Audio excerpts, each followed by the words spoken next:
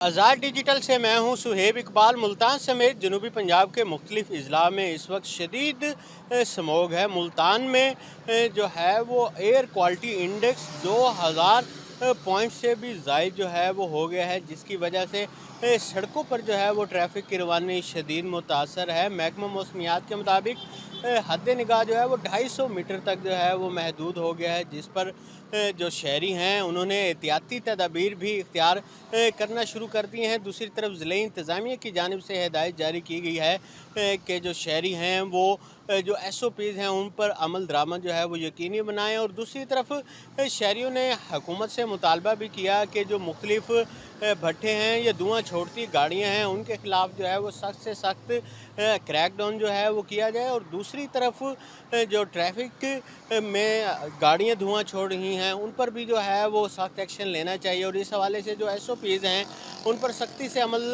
दरामद जो है वो कराना होगा।